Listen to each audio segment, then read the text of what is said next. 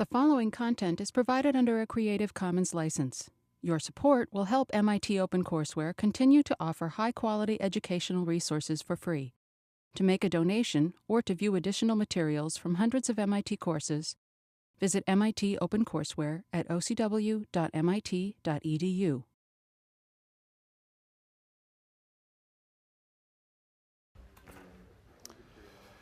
All right, guys, let's get started. So today we're going to talk about side channel attacks, which is, well, a general class of problems that comes up in all kinds of systems. Sort of broadly, side channel attacks are situations where you haven't thought about some information that your system might be revealing. So typically you have multiple components communicating, maybe a user talking to some server, and you're thinking, great, I know exactly all the bits going over some wire between the user and the server, and those are secure, but it's often easy to miss some information revealed either by the user or by the server. So the example that the paper for today talks about is a situation where the timing of the messages between the user and the server reveals some additional information that you wouldn't have otherwise learned by just observing the bits flowing between these two guys. But in fact, there's sort of a much broader class of side channels you might worry about. Originally, side channels showed up, or sort of people discovered them in the 40s when they discovered that when you started typing characters on a teletype, the electronics or the electrical machinery in the teletype would emit RF radiation, and you could sort of hook up an oscilloscope nearby and just watch the characters being typed out by sort of monitoring the frequency, RF frequency sort of going out of this machine, right? So RF radiation is a sort of classic example of a side channel that you might worry about. And there's sort of lots of examples, lots of other examples that people have looked at, sort of almost anything, right? So power usage is another kind of side channel you might worry about. So your computer is probably going to use different amounts of power depending on what exactly it's computing. And there's been sort of other clever examples. So sound turns out to also leak stuff. There's a cute paper that you can look at that people sort of listen to a printer, and based on the sound the printer is making, you can sort of tell what characters it's printing. This is especially easy to do for dot matrix printers that make this very annoying sound when they're printing. Sort of, in general, it's a sort of good thing to think about. Kevin, on Monday's lecture, also mentioned some interesting side channels that he's run into in his research. But in particular, here we're going to look at the specific side channel that David Brumley and Dan Boneh looked at in their paper, I guess about 10 years ago now, where they're able to extract a cryptographic key out of a web server running Apache by measuring the timing of different responses to different input packets from the sort of an adversarial client. And in this particular case, they're sort of going after a cryptographic key. And in fact, many side channel attacks target cryptographic keys, partly because it's a little bit tricky to get lots of data through a side channel. And cryptographic keys are one situation where getting even a small number of bits helps you a lot. So in their attack, they're able to extract maybe about 256 bits or so. And just from those 200-ish bits, they're able to break the cryptographic key of this web server. Whereas if you're trying to leak some database full of social security numbers, then that'll be a lot of bits you have to leak to get a lot of data out of this database. So that's why many of these side channels, if you'll sort of see them later on, they often focus on getting small secrets out. Might be cryptographic keys or passwords. But in general, this is applicable to lots of other situations as well. And one sort of cool thing about this paper, before we sort of jump into the details, is that they show that you can actually do this over the network. So as you probably figured out reading this paper, they have to do a lot of careful work to tease out these minute differences in timing information. So if you actually compute out the numbers from this paper, it turns out that each request that they send to the server differs from potentially another request by an order of 1 to 2 microseconds, which is pretty tiny.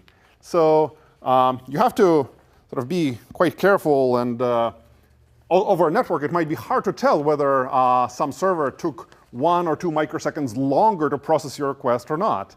And as a result, it was not so clear for a while whether you could mount this kind of attack over a very noisy network. And these guys were one of the first people to show that you can actually do this over a real Ethernet network with a server sitting in one place, a client sitting somewhere else. And you could actually measure these differences, partly by averaging, partly through other tricks. All right, does that make sense?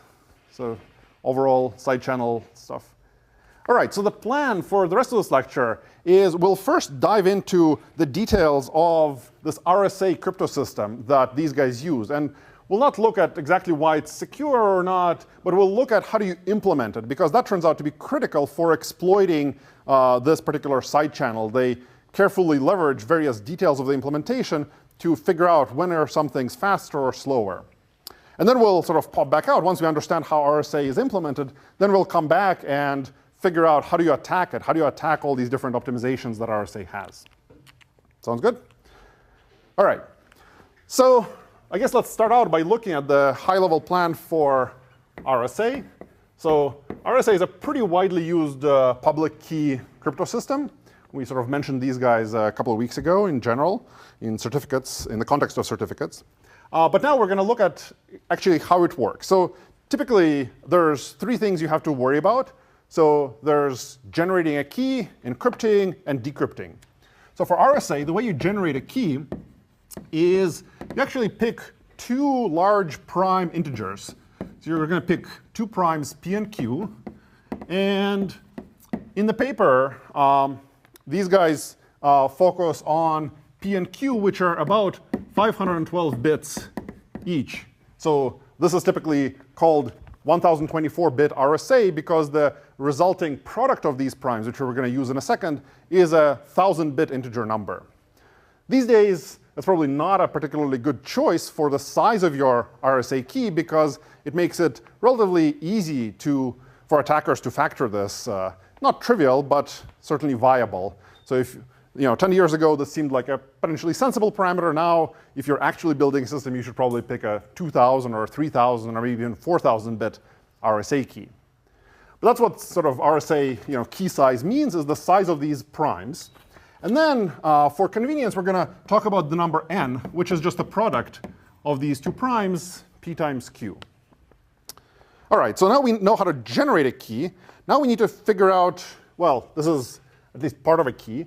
Now we're going to have to figure out how we're going to encrypt and decrypt messages. And the way we're going to encrypt and decrypt messages is by exponentiating numbers modulo this number n.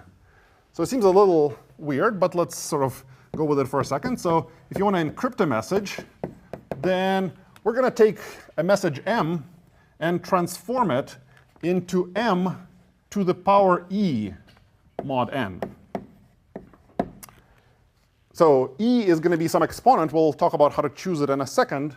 But this is how we're going to encrypt a message. We'll just take this message as an integer number and just exponentiate it. And then we'll see why this works in a second. But let's call this guy C, ciphertext. Then to decrypt it, we're going to somehow find an interesting other exponent where you can take a ciphertext C, and if you exponentiate it to some power d mod n, then you'll magically get back the same message m. So this is the general plan. To encrypt, you exponentiate. To decrypt, you exponentiate by another exponent. And in general, it seems a little hard to figure out how we're going to come up with these two magic numbers that somehow end up giving us back the same message. But it turns out that if you look at sort of how exponentiation works or multiplication works modulo this number n, then there's this cool property that if you have any number x and you raise it to what's called the earlier phi function of n, sorry, well, maybe I'll use more board space for this. This seems actually important. So if you take x and you raise it to phi of n, then this is going to be equal to 1 mod n. And this phi function for our particular choice of n is pretty straightforward. It's actually p minus 1 times q minus 1. So this sort of gives us hope that maybe if we pick ED so that E times D is 5n plus 1, then we're in good shape. Because then any message m, we exponentiate it to E and D, we get back 1 times m, because our ED product is going to be roughly 5n plus 1, or maybe some constant, alpha times 5n plus 1. So does it roughly make sense? This is sort of why the message is going to get decrypted correctly. And turns out that there's a reasonably straightforward algorithm if you know this phi value for how to compute D given an E or E given a D. All right, question. Isn't one mod n just one? Yeah, so that's why we add one more. Sorry? Up over there. Yeah, this one? Yeah. Yeah. Isn't one mod n just one? Yeah, sorry, I mean this. So when I say this mod n, it means that both sides taken mod n are equal. So what this means is, like, if you want to think of mod as literally an operator, you would write, OK, this guy mod n equals 1 mod n. So that's what sort of mod n on the side means. Like the whole equality is mod n. Yeah, sorry for the notation. Yeah. Make sense? All right. So what this basically means for RSA is that we're going to pick some value E. So E is going to be our encryption value. And then from E, we're going to generate D to be basically 1 over E mod phi of n. And there are some Euclidean algorithms you can use to do this computation efficiently.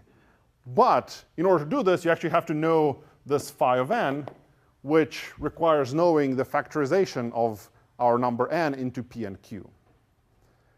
All right, so finally, so RSA ends up being sort of a system where the public key is this number n and this encryption exponent E. So n and E are public, and D should be private. So then anyone can exponentiate a message to encrypt it for you, but only you know this value D, and therefore can decrypt messages. And as long as you don't know this factorization of P and Q, or of n into P and Q, then you don't know what this phi value is. And as a result, it's actually kind of difficult to compute this D value. So this is roughly what RSA is at a sort of high level. This roughly makes sense? All right. So there's two things I want to talk about now that we at least have the basic notation for RSA. There's sort of tricks to use it correctly and sort of pitfalls in how to use RSA. And then there's all kinds of implementation tricks of how do you actually implement sort of code to do these exponentiations and do it efficiently. And it's actually non-trivial because these are all large numbers. These are 1,000-bit integers that you can't just do a multiply instruction for. It's probably going to take the CPU a fair amount of time to do these operations. All right. So the first thing I want to mention is sort of various RSA pitfalls. One of them we're actually going to rely on in a little bit. So one property is that it's multiplicative. So what I mean by this is that suppose we have two messages. Suppose we have M0 and M1. And suppose I encrypt these guys. So I encrypt M0. I'm going to get M0 to the power E mod n. And if I encrypt M1, then I get M1 to the E mod n. The problem is that, or not necessarily a problem, but could be a surprise to someone using RSA, it's very easy to generate an encryption of M0 times M1 because you just multiply these two numbers. So if you multiply these guys out, you're going to get M0 M1 to the E mod n. This is a correct encryption under this simplistic use of RSA for the value M0 times M1. I mean, at this point, it's not a huge problem because you aren't able to decrypt it. You're just able to construct this encrypted message. But it might be that the overall system maybe allows you to decrypt certain messages. And if it allows you to decrypt this message that you construct yourself, maybe you can now go back and figure out what were these messages. So it's maybe not a great plan to sort of be ignorant of this fact. So this has certainly come back to bite a number of protocols that use RSA. So that's one property. We'll actually use it as a defensive mechanism towards the end of the lecture. Another property of RSA that you probably want to watch out for is the fact that it's deterministic. So in this naive implementation that I described here, if you take a message m and you encrypt it, you're going to get m to the e mod n, which is a deterministic function of the message. So if you encrypt it again, you'll get exactly the same encryption. This is not surprising, but it might not be a desirable property, because if I see you send some message encrypted with RSA, and I want to know what it is, it might be hard for me to decrypt it, but I can try different things, and I can see, well, are you sending this message? I'll encrypt it and see if you get the same ciphertext. And if so, I'll know, oh yeah, that's what you encrypted. Because all I need to encrypt a message is the publicly known public key, which is n and the number e. So that's not so great. And you might want to watch out for this property if you're actually using RSA. So all these sort of primitives are probably a little bit hard to use directly. What people do in practice in order to avoid these problems with RSA is they encode the message in a certain way before encrypting it. So instead of directly exponentiating a message, they actually take some function of a message, and then they encrypt that, mod n. And this function f, the sort of right one to use these days, is probably something called optimal asymmetric encryption padding, OAEP. You can sort of look it up, but it's some encoding that has two interesting properties. First of all, it injects randomness. So you can sort of think of f of m as generating a 1,000-bit message that you're going to encrypt. Part of this message is going to be your message m in the middle here, so that you can get it back when you decrypt, of course. But there's two interesting things you want to do. You want to put in some randomness here, some value r, so that when you encrypt the message multiple times, you'll get different results out each time. So then it's not deterministic anymore. And in order to defeat this multiplicative property and other kinds of problems, you're going to put in some fixed padding here. You can sort of think of this as maybe an alternating sequence of 1, 0, 1, 0, 1, 0. You can do better things, but roughly it's some predictable sequence that you put in here. And whenever you decrypt, you make sure the sequence is still there. If you did multiplication, then it's going to destroy this bit pattern. And then you should declare that, oh, someone tampered with my message, and reject it. And if it's still there, then presumably, sometimes provably, no one tampered with your message. And as a result, you should be able to accept it and treat message m as being correctly encrypted by someone. Make sense? Yeah. The attacker knows how big the pad is. Can't they put a 1 in the lowest place and then a bunch of zeros so that you duplicate the pad under multiplication? Yeah, maybe. It's a little bit tricky because this randomness is going to bleed over. So the particular construction of this OAEP is a little bit more sophisticated than this. But if you imagine, this is like integer multiplication, not sort of bitwise multiplication. And so this randomness is going to bleed over somewhere. And it's you can construct an OAEP scheme such that this doesn't happen. This is a somewhat simplified version. Make sense? All right. So it turns out, basically, you shouldn't really use this RSA math directly. You should use some library in practice that implements all these things correctly for you and use it just as an encrypt-decrypt primitive. But it turns out these details will come in and matter for us because we're actually trying to figure out how to break or how to attack an existing RSA implementation.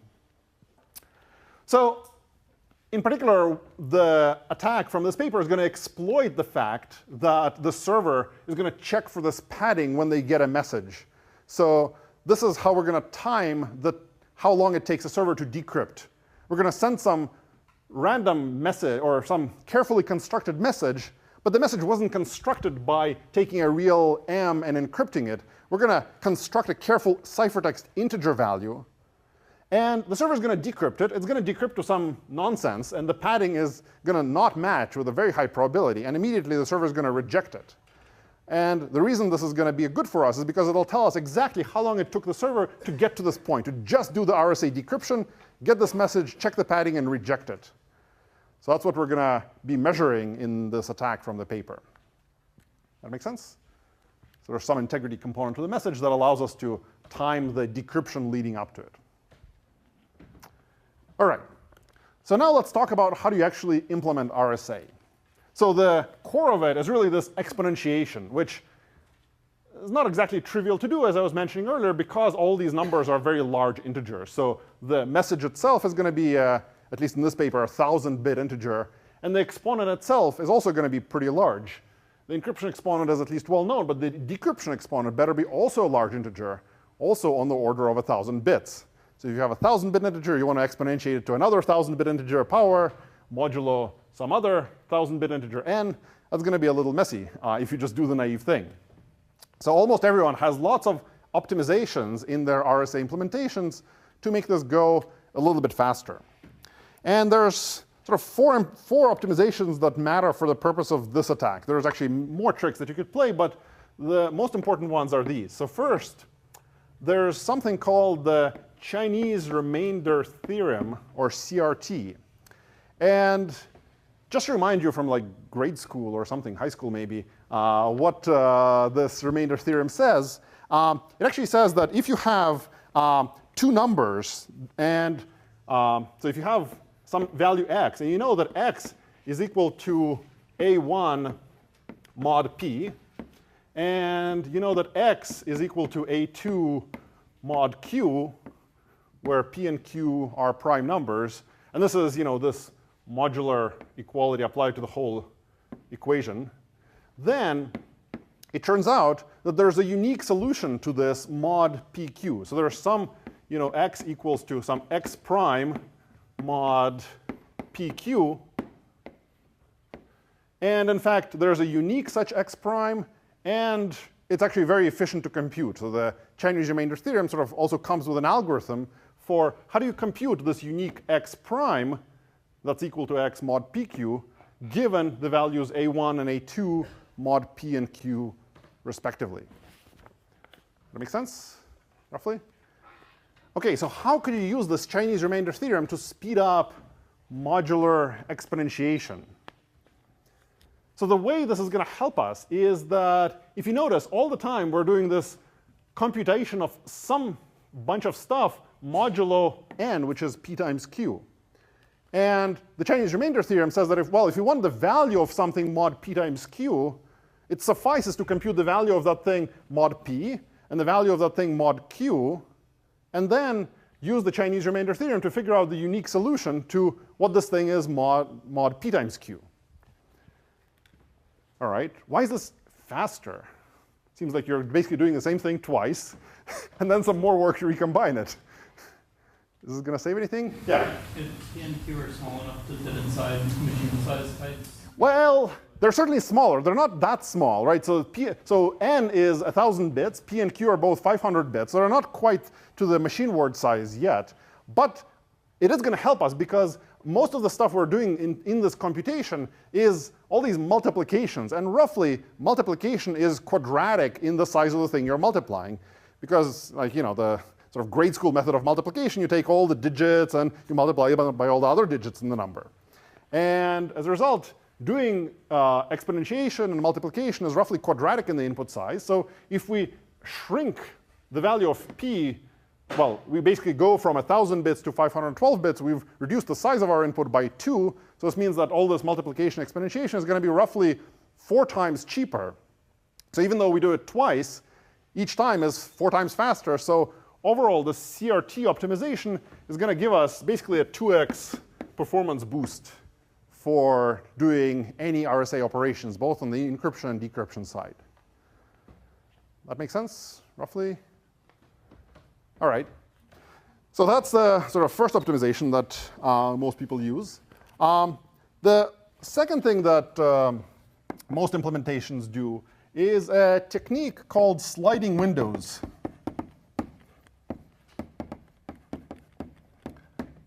And we'll sort of look at this optimization in 2 steps. So this optimization is going to be concerned with what basic operations are going to perform to do this exponentiation. So suppose you have some ciphertext C that's now 500 bits because we're now doing mod P or mod Q. So we have that 500-bit C, and similarly, roughly a 500-bit D as well. So how do we raise c to the power d? I guess the completely stupid way to do it is to take c and keep multiplying it d times. But d is very big. It's 2 to the 500. So that's never going to finish. So a more amenable or more performant plan is to do what's called repeated squaring. So that's sort of the step before sliding windows. So this technique called repeated squaring kind of looks like this. So if you want to compute c to the power 2x, then you could actually compute c to the x and then square it. So in our naive plan, computing c to the 2x would have involved us making twice as many iterations of multiplying because it's multiplying c twice as many times. But in fact, you can be clever and just compute c to the x and then square it later. So this works well, and this means that if you're computing c to some even exponent, this works. And conversely, if you're computing c to some 2x plus 1, then you can imagine this is just c to the x squared times another c. So this is what's called repeated squaring. And this now allows us to compute these exponentiations or modular exponentiations in a time that's basically linear in the size of the exponent. So for every bit in the exponent, we're going to either square something or square something and do an extra multiplication. So that's sort of the plan for repeated squaring. So now we can at least have non-embarrassing runtimes for computing modular exponents. Does this make sense? Why this is working and why it's faster? All right, so what's the sliding windows trick that the paper talks about? So this is a little bit more sophisticated than this repeated squaring business. And basically, the squaring is going to be pretty much inevitable. But what the sliding windows optimization is trying to do is reduce the overhead of multiplying by this extra c down here. So suppose if you have some number that has several 1 bits in the exponent, for every 1 bit in the exponent in the binary representation, you're going to have to do this step instead of this step. Because for every sort of odd number, you're going to have to multiply by c. So these guys would like to not multiply by this c as often. So the plan is to pre-compute different powers of c. So what we're going to do is we're going to generate a table that says, well, here's the value of c to the x, c to the 1. Here's the value of c to the 3, c to the 7, and I think in OpenSSL, it goes up to c to the 31st. So this table is going to just be pre-computed when you want to do some modular exponentiation.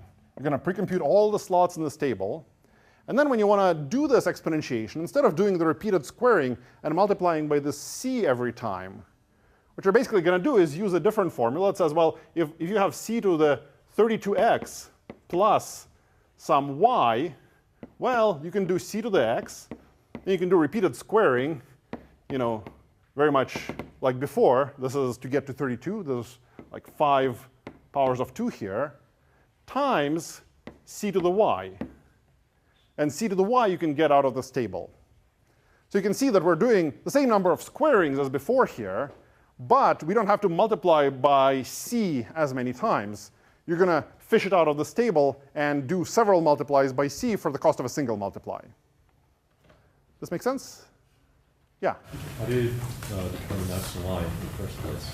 How do you determine y? X and y. Ah, OK. So yeah, let's look at that. So for repeated squaring, well, actually, in both cases, what you want to do is you want to look at the exponent that you're trying to use in a binary representation. So suppose I'm trying to compute the value of c to the exponent, I don't know, 1, 0, 1, 1, 0, 1, 0. And maybe there's more bits. OK, so if we want to do repeated squaring, then you look at the lowest bit here. It's 0. So what you're going to write down is this is equal to c to the 1, 0, 1, 1, 0, 1 squared. OK, so now, if only you knew this value, then you could just square it. OK, now we're going to compute this guy. So c to the 1, 0, 1, 1, 0, 1 is equal to, well, OK, so here we can't use this rule because it's not 2x. It's going to be 2 to the x plus 1. So now we're going to write, OK, this is c to the 1, 0, 1, 1, 0 squared times another c, because it's sort of this prefix times 2 plus this 1 at the end. So that's how you fish it out for repeated squaring. And for sliding window, you just grab more bits from the low end. So if you wanted to do the sliding window trick here, instead of taking one c out, suppose we do, instead of this giant table, maybe we do 3 bits at a time. So we go up to c to the 7th. So here, you would grab the first 3 bits, and that's what you would compute here, c to the 101 to the 8th power. And then the rest is c to the 101 power here. It's a little unfortunate these are the same thing, but really, there's like more bits here. But here, this is the thing that you're going to look up in the table. This is c to the 5th in decimal. And this is you're going to keep doing the sliding window to compute this value. Make sense? All right, so this just saves on how many times you have to multiply by c by pre-multiplying it a bunch of times. And the OpenSSL guys, at least 10 years ago, thought that going up to 32 power was the best plan in terms of efficiency, because there's some trade-off here, right? You spend time pre-computing a stable, but then if the stable is too giant, you're not going to use some entries, because if you run the stable out to, I don't know, c to the 128, but you're computing just like 512-bit exponents, maybe you're not going to use all these entries, so it's going to be a waste of time. Question? Other than timing side channels, is there a reason not to compute the table lazily? So you allocate enough memory for 128 entries, and then you just fill them in whenever you end up needing them? It ends up being the case that you don't want, well, there's 2 things going on. One is that you'll have now code to check whether the entry is filled in or not, and that'll probably reduce your branch predictor accuracy on the CPU, so it'll run slower in the common case, because you keep having to check whether the entry is there. The other slightly annoying thing is it turns out this entry leaks stuff through a different side channel, namely cache access patterns. So if you have some other process on the same CPU, you can sort of see which cache addresses are getting evicted out of the cache or are slower because someone accessed this entry or this entry. And the bigger this table gets, the easier it is to tell what the exponent bits were. Like in the limit, this table is gigantic, and just being able to tell which cache address on a CPU had a miss tells you that the encryption process must have accessed that entry in the table, and tells you that, oh, that long bit sequence appears somewhere in your secret key exponent. So I guess the answer is, mathematically, you could totally fill this in on demand. In practice, you probably don't want it to be that giant. And also, if it's particularly giant, then you're not going to be able to reuse entries as efficiently as well. You can sort of reuse these entries as you're computing it, right? It's not actually that expensive, because you use c to the cubed when you're computing c to the 7th, and so on and so forth. So it's not that bad. Make sense? Other questions? All right. So this is the sort of repeated squaring and sliding window optimization that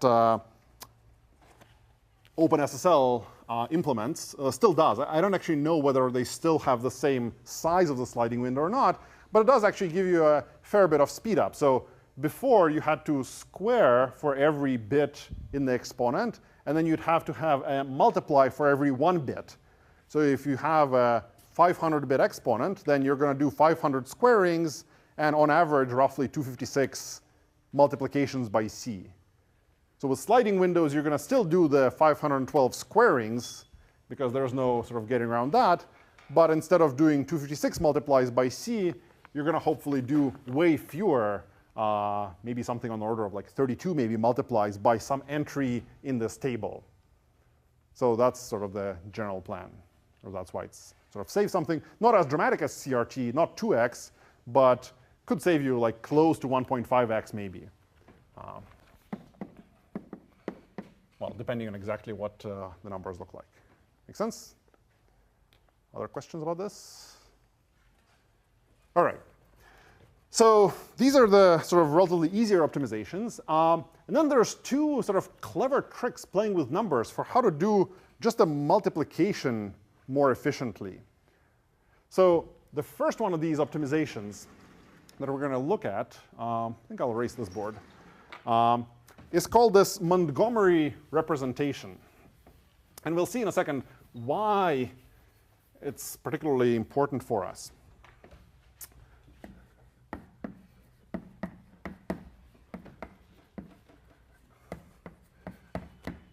So the problem that this Montgomery representation optimization is trying to solve for us is the fact that every time we do a multiply, we get a number that keeps growing and growing and growing.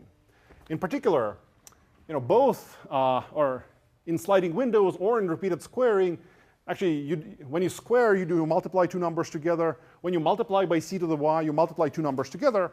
And the problem is that if the inputs to the multiplication were, let's say, 512 bits each, then the result of the multiplication is going to be 1,000 bits. And then you take this 1,000-bit result and you multiply it again by something like 512 bits. Now it's 1,500 bits, 2,000 bits, 2,500 bits, and it keeps growing and growing. And we really don't want this, because multiplication is quadratic in the size of the number we're multiplying. So we have to keep the size of our number as small as possible, which means basically 512 bits, because all this computation is mod p or mod q. Yeah? But what you want finally is just a remainder, so you can just take the remainder after. That's right, yeah. So the cool thing is that we can keep this number down, because what do we do? Let's say we want to compute, c to the x, just from this example, squared, squared again, squared again. So what you could do is you compute c to the x, then you take it mod p, let's say, right? Then you square it, then you do mod p again. Then you square it again, and then you do mod p again, and so on. So this is basically what you're proposing. So this is great. And in fact, it keeps the size of our numbers to basically 512 bits, which is as small as we could get. This is good in terms of keeping down the size of these numbers for multiplication, but it's actually kind of expensive to do with this mod p operation. Because the way that you do mod p something is you basically have to do division. And division is way worse than multiplication.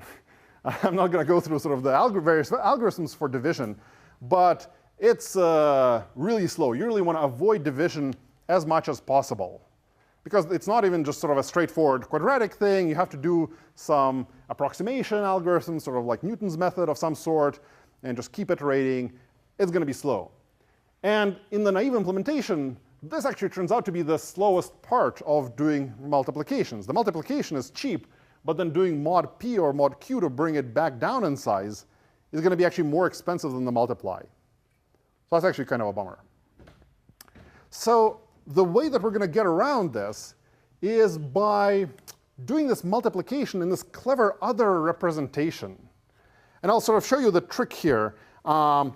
Let's see, bear with me for a second, and then we'll sort of at the end see why it's actually so fast to use this Montgomery trick.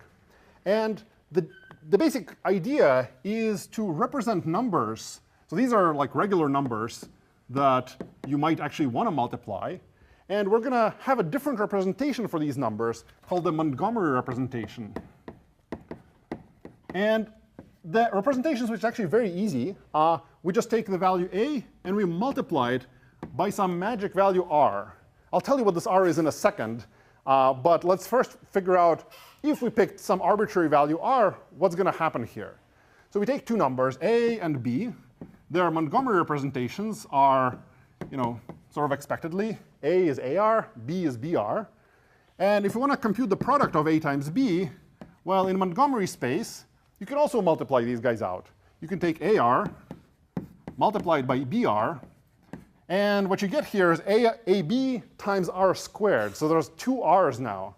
That's kind of annoying, but you can sort of divide it back by R, and we get AB times R. So this is probably weird in the sense that why would you multiply by this extra number? But let's first figure out whether this is correct, and then we'll figure out why this is going to be faster. So it's correct in the sense that it's very easy. If we want to multiply some numbers, we just multiply by this R value, and we get the Montgomery representation. Then we can do all these multiplications to these Montgomery forms. And it's just every time we multiply two numbers, we have to divide by r. We'll get the Montgomery form of the multiplication result. And then when we're done doing all of our squarings, multiplication, all this stuff, we're going to move back to the normal, regular form by just dividing by r one last time. Yeah, so we're going to now pick r to be a very nice number. And in particular, we're going to pick r to be a very nice number to make this division by r very fast. And the cool thing is that if this division by r is going to be very fast, then this is going to be a small number, and we're not going to have to do this mod q very often. In particular, AR, let's say, is also going to be roughly 500 bits, because it's all actually mod P or mod Q. So AR is 500 bits. BR is going to be also 500 bits. So this product is going to be 1,000 bits. This R is going to be this nice 500 roughly bit number, same size as P. And if we can make this division to be fast, then the result is going to be roughly a 500-bit number here. So we were able to do the multiply without having to do an extra divide. Dividing by r cheaply gives us this small result, getting us out of doing a mod p for most situations. OK, so what is this weird number that I keep talking about? Well, r is just going to be 2 to 512. So it's going to be like 1 followed by a ton of zeros. So multiplying by it is easy. You just append a bunch of zeros to a number. Dividing, could be easy if the low bits of the result are all zeros. Right? So if you have a value that's a bunch of bits followed by 512 zeros, then dividing by 2 to the 512 is cheap. You just discard the zeros on the right-hand side. And that's actually a correct division. Does that make sense?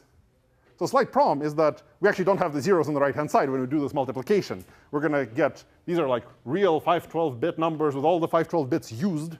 So this will be a 1,000-bit number with all the bits also sort of set to randomly 0 or 1, depending on what's going on. So we can't just discard the low bits. But the cleverness comes from the fact that the only thing we care about is the value of this thing mod p. So we can always add multiples of p to this value without changing what it's equivalent to mod p.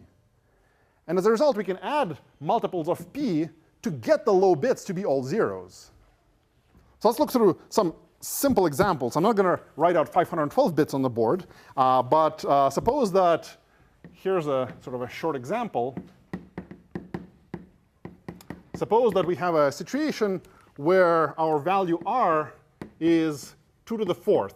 So it's 1 followed by 4 zeros. So this is a much smaller example than the real thing, but let's see actually how this Montgomery division is going to work out.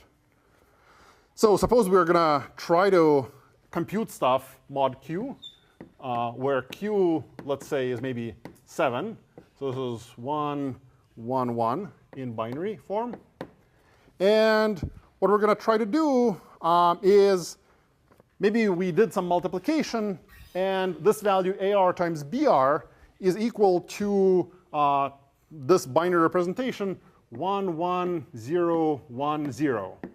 So this is going to be sort of the value of AR times BR. How do we divide it by R? So clearly, the low 4 bits aren't all 0, so we can't just divide it out. But we can add multiples of q. In particular, we can add 2 times q. So 2q is equal to 1, 1, 1, 0. And now what we get is 0, 0, carry a 1, 0, carry a 1, 1, carry a 1, 0, 1. Hope I did that right. So this is what we get. So now we get AR, BR plus 2q. But we actually don't care about the plus 2q. It's actually fine, because all we care about is the value mod, well, q or something, right? And now we're closer. We have 3 0 bits at the bottom. Now we can add another multiple of q. This time it's going to be probably 8q. So we add 1, 1, 1 here, 0, 0. And if we add it, we're going to get, let's say, 0, 0, 0 at the end. Add these two guys 0, carry a 1, 0, carry a 1, 1, 1. I think that's right.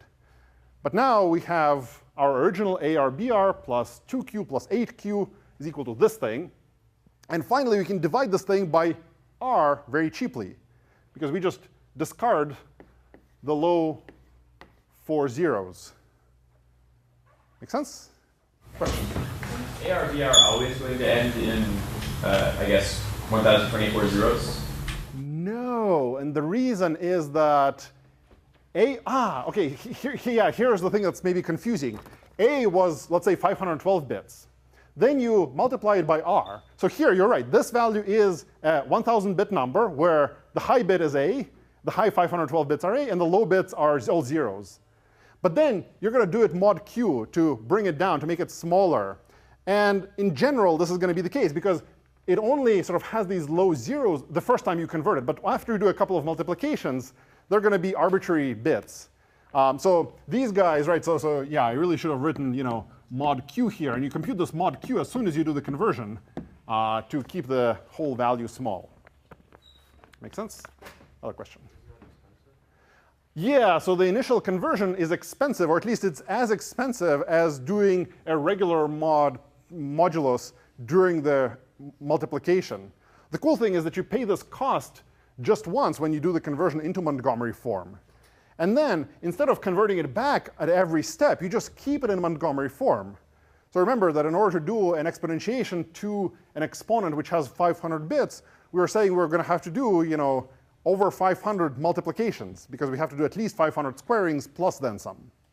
So you do these mod q twice, and then you get a lot of cheap divisions if you stay in this form. And then you do a division by r to get back to this form again. So instead of doing 500 mod q's for every multiplication step, you do it twice mod q. And then you keep doing these divisions by r cheaply using this trick. Question? So when you're adding the multiples of q and then dividing by r, why are you still maintaining the same mod q? Because it's actually mod q means the remainder when you divide by q. So x plus y times q, mod q, is just x. But are you dividing by r before you put the mod q? So in this case, dividing by so another sort of nice property is that because it's all modulus a prime number, it's also true that if you have x plus yq divided by r mod q, this is actually the same thing as x divided by r mod q. The way to sort of think of it is that there's no real division in modular arithmetic. It's just an inverse. So what this really says is this is actually x plus yq times some number called r inverse. And then you compute this whole thing mod q. And then you could sort of think of this as, well, x times r inverse mod q plus yq r inverse mod q. And this thing cancels out because it's something times q. Make sense? All right.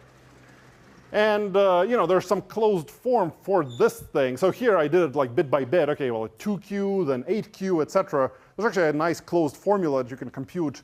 It's in the lecture notes, but it's not probably worth spending time on the board here for how do you figure out what multiple of q should you add to get all the low bits to turn to 0. So then it turns out that in order to do this division by r, you just need to compute this magic multiple of q, add it, and then discard the low bits. And that brings your number back to 512 bits, or whatever the size is. Make sense? OK, and here's the subtlety. Like, the only reason we're talking about this is that there's something funny going on here that is going to allow us to learn timing information. And in particular, even though we divided by r, we know the result is going to be 512 bits. But it still might be greater than q, because q isn't exactly 2 to the 512. It's some 512-bit number. So it might be a little bit less than r. So it might be that after we do this cheap division by r, we might have to subtract out q one more time, because we get something that's small, but not quite small enough. So there's a chance that after doing this division, we maybe have to also subtract q again. And this subtraction is going to be part of what this attack is all about. So it turns out that subtracting this q adds time. And someone figured out, not these guys, but some previous work, actually showed that this probability of doing this thing, this is called an extra reduction.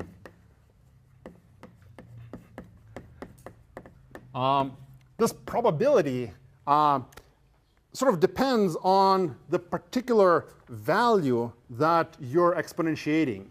So if you're computing x to the d mod q, the probability of an extra reduction at some point while computing x to the d mod q is going to be equal to x mod q divided by 2r. All right, so let me just sort of separate out. So if we're going to be computing x to the d mod q, then depending on what the value of x mod q is, whether it's big or small, you're going to have either more or less of these extra reductions. And just to show you where this is going to fit in, this is actually going to happen in the decrypt step. Because during the decrypt step, the server is going to be computing c to the d. And this says that, well, the extra reductions are going to be proportional to how close x, or c in this case, is to the value q. So this is going to be worrisome, right? Because the attacker gets to choose the input c, and the number of extra reductions is going to be proportional to how close the c is to one of the factors, the q. And this is how you're going to tell that, oh, I'm getting close to the q, or I've overshot q. And all of a sudden, there's no extra reductions. It's probably because x mod q is very small, because x is q plus a little epsilon, and it's very small. So that's one part of the timing attack we're going to be looking at in a second. Make sense? I don't have any proof that this is actually true, but we'll sort of take it on faith that these extra reductions work like this. Yeah, question? What happens if you don't do this extra reduction? What happens if you don't do this extra reduction? Yeah, you know, you can avoid this extra reduction, and then you're just going to have to do some extra, probably modular reductions later. I think the math just works out nicer this way for the Montgomery form. I think for many of these things, it's actually like once you look at it as a timing channel, then you're thinking, well, yeah, maybe we should just like not do this at all, or maybe we should do some other plan. So you're right. I think you can probably avoid this extra reduction and probably just do the mod q perhaps at the end. I haven't actually tried implementing this, but that seems like it could work. It might be that you just have to do mod q once at the end, which you'll have to probably do anyway. So it's not super clear. Maybe it saves you a little bit of something, but probably not huge. So in light of the fact that this timing attack exists, maybe you should avoid this. But I shouldn't speak authoritatively to this. I haven't actually tried implementing this. So maybe there's some like deep reason why this extra reduction has to happen. I couldn't think of one, but all right. Other questions? All right. So here's the last piece of the puzzle for how OpenSSL, this library that this paper attacks, implements multiplication. So this Montgomery trick is great for avoiding the mod q part during modular multiplication. But then there's a question of how do you actually multiply two numbers together? So we're like going lower and lower level. So suppose you have sort of the raw multiplication. So this is not even modular multiplication. Suppose you have two numbers, a and b. And both these guys are 512-bit numbers. How do you multiply them together when your machine is only a 32-bit machine like the guys in the paper, or it's 64-bit, but still, same thing. So how would you implement multiplication of these guys? Any suggestions? Well, I guess there's a straightforward plan, which is you just represent a and b as a sequence of machine words, and then you just do the sort of quadratic product of these two guys. So let me just see a simple example. Instead of thinking of 512-bit numbers, let's think of these guys as 64-bit numbers, and we're on a 32-bit machine, right? So we're going to have values. The value a is going to be represented by two 32-bit things. That's going to be, let's call it a1 and a0. So a0 is the low bits, a1 is the high bits. And similarly, we're going to represent b as two things, b1, b0. So then a naive way to represent AB is going to be to multiply all these guys out. So it's going to be a 3-cell number, right? The high bit is going to be A1, B1. The low bit is going to be A0, B0. And the middle word is going to be A1, B0 plus A0, B1.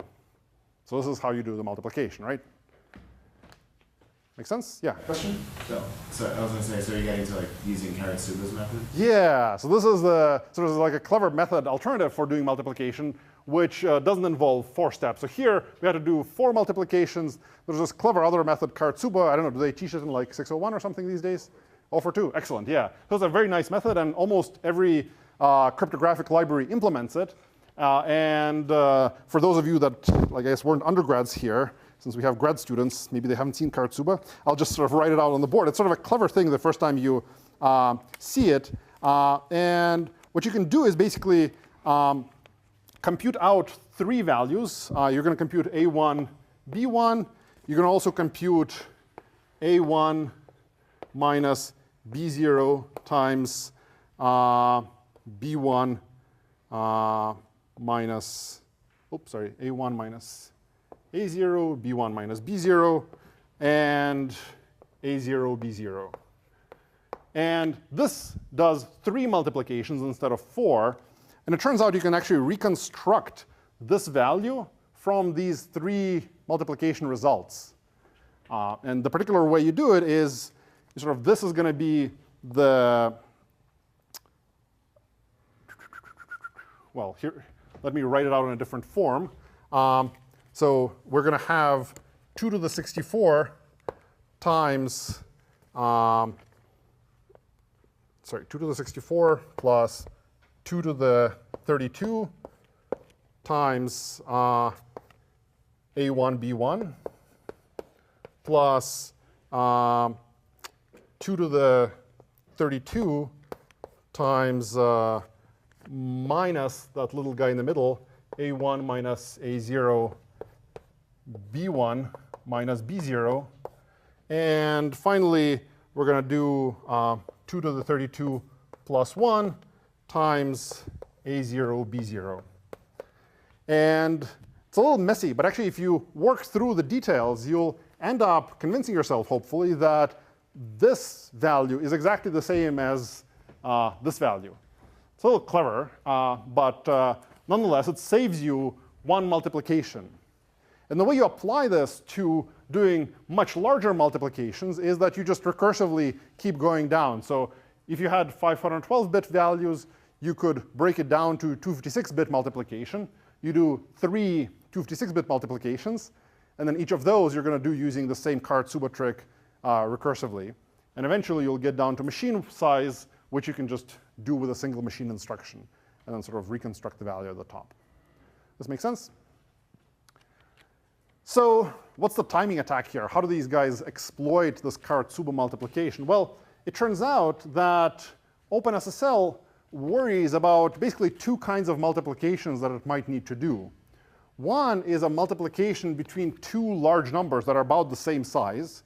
So this happens a lot when we're doing this modular exponentiation, because all the values we're going to be multiplying are all going to be roughly 512 bits in size. So when we're doing multiplying by c to the y or doing a squaring, we're multiplying 2 things that are about the same size.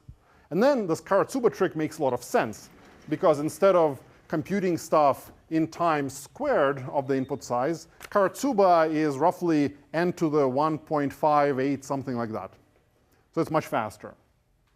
But then there's this other situation where OpenSSL might be multiplying 2 numbers that are very different in size, one that's very big and one that's very small. And in that case, you could use Karatsuba, but then it's going to be actually slower than doing the naive thing.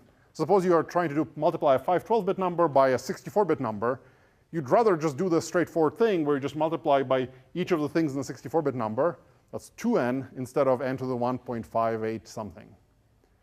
So as a result, the OpenSSL guys try to be clever, and that's where often problems start.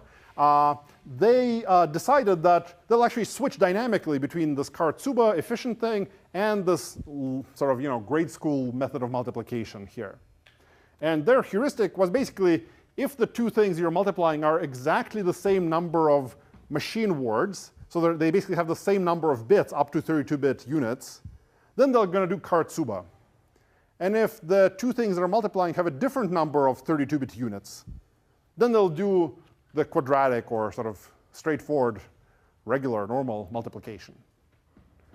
And there you can sort of see, well, if your number all of a sudden switches to being a little bit smaller, then you're going to switch from this efficient thing to this other multiplication method. And presumably, the cutoff point isn't going to be exactly smooth, so you'll be able to tell, oh, all of a sudden, it's now taking a lot longer to multiply or a lot shorter to multiply than before. And that's what these guys sort of exploit in their timing attack again. That make sense? What's going on with those multiplies? All right. So I think I'm now done with sort of telling you about all the weird implementation tricks that people play when implementing RSA in practice. So now let's try to put them back together into an entire web server and figure out how do you, tickle all these interesting bits of the implementation from the input network packet. So what happens in a web server is that the web server, if you remember from the HTTPS lecture, has a secret key. And it uses the secret key to prove that it's the correct owner of that certificate in this HTTPS protocol or in TLS. And the way this works is that the client sends some randomly chosen bits. And the bits are encrypted using the server's public key. And the server in this TLS protocol decrypts this message. And if the message checks out, it uses those random bits to establish a session key. But in this case, the message isn't going to check out. The message is going to be carefully chosen. The padding bits aren't going to match. And the server is going to return an error as soon as it finishes decrypting our message. And that's what we're going to time here. So the server, you can sort of think of it as this is Apache with OpenSSL.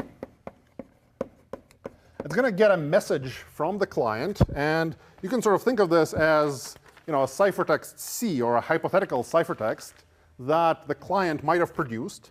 And the first thing we're going to do with a ciphertext C, we want to decrypt it using roughly this formula. And if you remember, the first optimization we're going to apply is the Chinese remainder theorem. So the first thing we're going to do is basically split our pipeline into two parts. We're going to do one thing mod P, another thing mod Q, and then recombine the results at the end of the day. So the first thing we're going to do is we're actually going to take C, and we're going to compute, let's call this C0, which is going to be equal to C mod Q. And we're also going to have a different value. Let's call it C1, which is going to be C mod P. And then we're going to do the same thing to each of these values to basically compute C to the D mod P and C to the D mod Q. And here we're going to basically, initially, we're going to start sort of after CRT. We're going to switch into Montgomery representation because that's going to make our multiplies very fast. So the next thing OpenSSL is going to do to your number, it's actually going to compute, I'll denote it C0 prime, which is going to be C0 times R mod Q. And the same thing down here. I'm not going to write out the bottom pipeline. It's exactly the same. And then, now that we've switched into Montgomery form, we can finally do our multiplications. And here's where we're going to use the sliding window technique. So once we have C prime, we can actually try to compute the C prime exponentiated to D mod Q. And here, as we're computing this value to the D, we're going to be using sliding windows. So here, we're going to do sliding windows for the bits in this D exponent. And also, we're going to do Karatsuba or regular multiplication, depending on exactly what the sizes of our operands are. So if it turns out that the thing we're multiplying, C0 prime, and maybe the previously squared result are the same size, we're going to do Karatsuba. If C0 prime is tiny, but some previous thing we're multiplying it to is big, then we're going to do sort of quadratic multiplication, normal multiplication. So there's sort of sliding windows coming in here. Here we also have this Karatsuba versus normal multiply.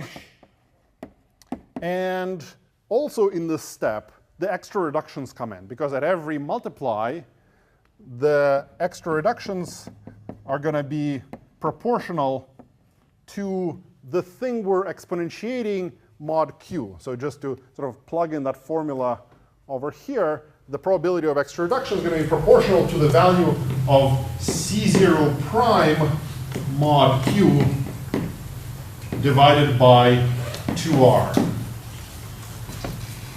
Make sense? So this is where the really timing sensitive bit is going to come in. And there's actually two effects here. There's this Karatsuba versus normal choice, and then there's the number of extra reductions you're going to be making. But OK, so we'll see how we exploit this in a second. But now that you get this result for mod q, you're going to get a similar result mod p. You can finally recombine these guys from the top and the bottom, and sort of you use CRT. And what you get out from CRT is actually, sorry, I guess we need to first convert it back down into non-Montgomery form. So we're going to get, first we're going to get prime to the d divided by r mod q. And this thing, because C0 prime was C0 times r mod q, if we do this, then we're going to get back out our value of c to the d mod q. And we get c to the d mod q here. We're going to get c to the d mod p on the bottom version of this pipeline. And we can use CRT to get the value of c to the d mod n. Sorry for the small type here, or font size. But roughly, it's the same thing we're expecting here. We can finally get our result, and we get our message m. So the server takes an incoming packet that it gets, runs it through this whole pipeline, does two parts of this pipeline, ends up with a decrypted message m that's equal to c to the d mod n. And then it's going to check the padding on this message. And in this particular attack, because we're going to carefully construct this value c, the padding is going to actually not match up. We're going to choose the value c according to some other heuristics that aren't encrypting a real message with the correct padding. So the padding is going to be a mismatch, and the server is going to immediately report an error back to the client and close the connection. And that's the time that we're going to measure to figure out how long this whole pipeline took. That make sense? Any questions about this pipeline, putting all these optimizations together? Isn't that C0 to the d mod q and C1 to the d mod q when you assemble them back? Yeah, you're probably right. Yeah, C1 to the d, C0 to the d. Yeah, right. This is C0. Yeah, you're right. Question? When you divide by r mod q, isn't there uncertainty in how many q's you have to add to get the low bits to be 0, and also is there an extra reduction? Yeah, so there might be extra reductions in this final phase as well. You're right. So potentially, we have to do this divide by r correctly. So we probably have to do exactly the same thing as we saw for the Montgomery reductions here when we do this divide by r to convert it back. So it's not clear exactly how many q's we should add. We should figure out how many q's to add that many, kill the low zeros, and then do mod q again, maybe an extra reduction. So you're absolutely right. This is exactly the same kind of divide by r mod q as we do for every Montgomery multiplication step. Make sense? All right. Any other questions? All right. So how do we exploit this? How does an attacker actually figure out what the secret key of the server is by measuring the time of this entire pipeline? So these guys have a plan that basically involves guessing one bit of the private key at a time. And what they mean actually by guessing the private key is that you might think the private key is this decryption exponent d, because actually you know E, you know N, that's the public key. The only thing you don't know is D. But in fact, in this attack, they didn't go for the exponent d directly. That's a little bit harder to guess. Instead, what they're going to go for is the value q or the value p. Doesn't really matter which one. Once you guess what the value p or q is, then you can, given n, you can factor it into p times q. Then if you know p times q, you can actually, if you know the values p and q, you can compute that phi function we saw before. It's going to allow you to get the value d from the value e. So this factorization of the value n is hugely important. It should be secret for RSA to remain secure. So these guys are actually going to go and try to guess what the value of q is by timing this pipeline. All right. So how do these guys actually do it? Well, they construct carefully chosen inputs C into this pipeline, and I guess I keep saying they keep measuring the time for this guy. But the particular, there's two parts to the attack. You have to sort of bootstrap it a little bit to guess the first couple of bits. And then once you have the first couple of bits, you can sort of guess the next bit. So let me not say exactly how they guess the first couple of bits, because it's actually much more interesting to see how they guess the next bit. And then we'll come back if we have time to look at how do they guess the first couple of bits. They say it in the paper. But basically, suppose you have a guess g about what the bits are of this value q. So you know that q has some bits, g0, g1, g2, etc. And actually, I guess these are not even g's. These are the real q bits. So let me sort of write it as that. So you know that q bit 0, q bit 1, q bit 2, these are the highest bits of q. And then you're trying to guess lower and lower bits. So suppose you know the value of q up to bit j. And from that point on, your guess is actually all zeros. You have no idea what the other bits are. So these guys are going to try to get this guess g into this place in the pipeline, because this is where there's two timing effects, this choice of Karatsuba versus normal multiplication, and this choice of, or this different number of extra reductions depending on the value of C0 prime.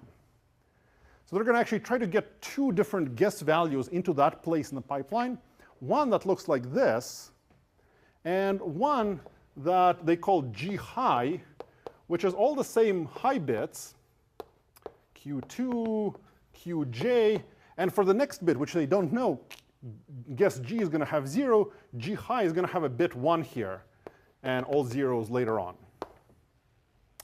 So how does it help these guys figure out what's going on? So there's really sort of two ways you can sort of think of it. Suppose that we get this guess G to be the value of C0 prime. So you can sort of think of this G and G high being the C0 prime value on that left board over there. It's actually fairly straightforward for them to do this, right? Because C0 prime is pretty deterministically computed from the input ciphertext C0. You just multiply it by R. So in order for them to get some value into here as a guess, they just need to take their guess and first divide it by R. So divided by 2 to the 512 mod something. And then they're going to inject it back. And the server is going to multiply by R. And off you go. Make sense? All right. So suppose that we manage to get our particular chosen integer value into that C0 prime spot. So what's going to be the time to compute C0 prime to the d mod q? So there's two possible sort of options here where q falls in this picture. So it might be that q is sort of between these two values, because the next bit of q is 0. So this value is going to be less than q, but this guy is going to be greater than q.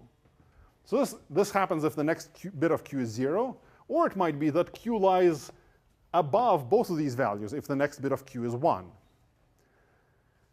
So now we can try to tell, OK, like what's going to be the timing of decrypting these two values if q lies in between them or if q lies above both of them. So let's look at the situation where q lies above both of them. Well, in that case, actually everything is pretty much the same, right? Because both of these values are smaller than q, then the value of these things mod q is going to be roughly the same. They're going to be a little bit different because there's an extra bit, but more or less they're sort of the same magnitude. And the number of extra reductions is also probably not going to be hugely different because it's proportional to the value of this guy mod q. And for both of these guys, they're both a little bit smaller than q. So they're all about the same, right? Neither of them is going to exceed Q and all of a sudden have many fewer extra reductions. So if Q is greater than both of these guesses, then Karatsuba versus normal is going to stay the same. The server is going to do the same thing basically for both G and G high in terms of Karatsuba versus normal. And the server is going to do about the same number of extra reductions for both these guys as well. So if you see that the server is taking the same amount of time to respond to these guesses, then you should probably guess that, oh, Q probably has the bit 1 here. On the other hand, if Q lies in the middle, then there's two possible things that could sort of trigger and change the timing. One possibility is that because G high is just a little bit larger than Q, then the number of extra reductions is going to be proportional to this guy mod Q, which is very small, because C0 prime is Q plus just a little bit in these extra bits. So the number of extra reductions is going to plummet, and all of a sudden it will be faster. Another possible thing that could happen is that maybe the server will decide, oh, now it's time to do normal multiplication instead of Karatsuba. Maybe, for this value, all these C to the 0 prime was the same number of bits as Q. If it turns out that G high is above Q, then G high mod Q is potentially going to have fewer bits. And if this crosses a 32-bit boundary, then the server is going to do normal multiplication all of a sudden. So that's going to be sort of in the other direction. So if you cross over, then normal multiplication kicks in, and things get a lot slower because normal multiplication is quadratic instead of nicer, faster Karatsuba. Question? Do you apply the number of extra reductions? Yeah, because the number of extra reductions is proportional to, from above there to C0 prime mod Q. So if C0 prime, which is this value, is just a little over Q, then this is tiny. As opposed to this guy, it's basically the same as Q, or all the high bits are the same as Q. And then it's big. So then there'll be this difference that you can try to measure. So there's this one interesting thing, actually a couple of interesting things. These effects actually work in different directions, right? So if you hit a 32-bit boundary and Karatsuba versus normal switches, then all of a sudden it takes much longer to decrypt this message. On the other hand, if it's not a 32-bit boundary, maybe this effect will sort of tell you what's going on. So you have to actually watch for different effects. So if you're not guessing a bit that's a multiple of 32 bits, then you should probably expect the time to drop because of extra reductions. On the other hand, if you're trying to guess a bit that's a multiple of 32, then maybe you should be expecting for it to jump a lot, or maybe drop if it's already normal. So I guess what these guys look at in the paper is they say actually it doesn't really matter whether there's a jump up or a jump down in time. You should just expect if the next bit of Q is 1, you should expect these things to take almost the same amount of time. And if the next bit of Q is 0, then you should expect these guys to have a noticeable difference, even if it's big or small, even if it's positive or negative. So they actually sort of measure this, and it turns out to actually work pretty well. They have to do actually two interesting tricks to make this work out. If you remember, the timing difference was tiny. It's an order of 1 to 2 microseconds. So it's going to be hard to measure this over a network, over an Ethernet switch, for example. So what these do is they actually do two kinds of measurement, two kinds of averaging. So for each guess that they send, they actually send it several times. And in the paper, they say they send it like 7 times or something. So what kind of noise do you think this helps them with if they just like resend the same guess over and over? Yeah? Helps them with the jitter that there might be in the latency. Yeah, so if the network keeps adding different latency, you just try the same thing many times. The thing at the server should be taking exactly the same amount of time every time, and just average out the network noise. And in the paper, they say they take the median value. I actually don't understand why they take the median. I think they should be taking the min. That's the real thing that's going on. But anyway, this lets them average out the network noise. But then they do this other weird thing, which is that when they're sending a guess, they don't just send the same guess 7 times. They actually send a neighborhood of guesses, and each value in the neighborhood gets sent 7 times itself. So they actually send G 7 times, then they send G plus 1, also 7 times, then they send G plus 2, also 7 times, etc., up to G plus 400 in the paper. Why do they do this kind of averaging as well over different G values instead of just sending G 7 times 400 times? This seems more straightforward. Yeah? maybe average out over noise induced by other code paths that happen. Yeah. So actually what's going on, right, is like we're actually trying to measure exactly how long this piece of the computation will take. But then there's lots of other stuff. For example, this other pipeline that's at the bottom, it's doing all this stuff mod p. I mean, it's also going to take different amounts of time depending on what exactly the input is. So the cool thing is that if you perturb the value of your guess g by adding 1, 2, 3, whatever, it's just going to twiddle the low bits. So the timing attack we just looked at just now isn't going to change because that depended on this middle bit flipping. But everything that's happening on the bottom side of the pipeline, mod p, is going to be totally randomized by this. Because when you do it mod p, then adding an extra bit could shift things around quite a bit, mod p, and you're not going to it'll average out other kinds of sort of computational noise that's deterministic for a particular value, but it's not related to this part of the computation we're trying to go after. Make sense? How do they do that when they try to guess the lower bits? So actually, they use some other mathematical trick to only actually bother guessing the top half of the bits of Q. It turns out if you know the top half of the bits of Q, there's some math you can rely on to factor the numbers, and then you're in good shape. So you can always twiddle the low bits and basically not worry about it. Make sense? Yeah, question? How do you ensure that your guess actually goes to the right place? Well, you're going to construct this value C0. Well, you want the C0 prime. You're going to construct a value C by basically taking your C0 prime and multiplying it times R inverse mod n. And then when the server takes this value, it's going to push it through here. So it's going to compute C0. It's going to be C mod Q. So that value is going to be C0 prime R inverse mod Q. Then you multiply it by R, so you get rid of the R inverse. And then you end up with the guess exactly in this position. So the cool thing is basically all the manipulations leading up to here are just multiplying by this R, and you know what R is going to be. It's going to be 2 to the 512. So that's going to be relatively straightforward to do. Make sense? Other questions? Yeah?